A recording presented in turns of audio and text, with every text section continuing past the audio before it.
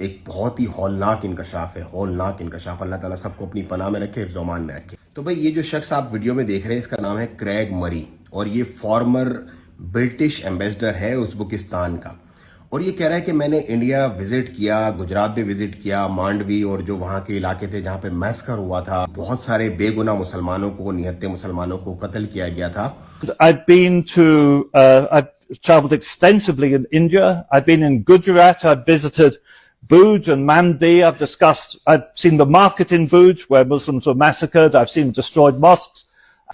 وہ میں نے علاقے وزٹ کی اور وہاں پہ جو ٹوٹی ہوئی مساجد تھی اور وہاں کے لوگوں سے میں نے حال احوال کیے تو مجھے پتہ چلی بہت ساری ایسی چیزیں جو اب بھی ایگزسٹ کرتی ہیں اور جس کے لیے پلان کیا جا رہا ہے. وہ یہ کہہ رہا ہے، میں نہیں کہہ رہا، یہ برٹش ایمبیسڈر کہہ رہا ہے، برٹش گورا ایمبیسڈر یہ بات کہہ رہا ہے جو سفارتی محاذ پر اپنی مثال آپ ہے کہ انڈیا جو ہے وہ اسرائیل کو دیکھ رہا ہے، وہ نیتن یاہو کو، مودی جو ہے وہ نیتن یاہو کو دیکھ رہا ہے، اس کے فٹ اسٹیپس دیکھ رہا ہے کہ اس نے اتنے ہزار مسلمانوں کو کاٹ دیا، برباد کر دیا، تو اس کا کیا بنے گا. And I tell you this, Modi and the BJP are watching very closely to see what Netanyahu gets away with. And the next genocide of Muslims could well be in India if we don't make an example and a stop to what is happening in Gaza. کہتا اگر تو وہ کامیاب ہو جاتا ہے Nitin Yahoo یہ سارا سب کچھ کر کے اور اس کو کوئی سزا نہیں ہوتی، اس کی کوئی مطلب کوئی ایسا معاملہ اس کے ساتھ نہیں بنتا، تو یہ سیم چیز انڈیا پھر سے جو ہے وہ مودی جو ہے وہ پھر سے انڈیا میں کرے گا مسلمانوں کے ساتھ.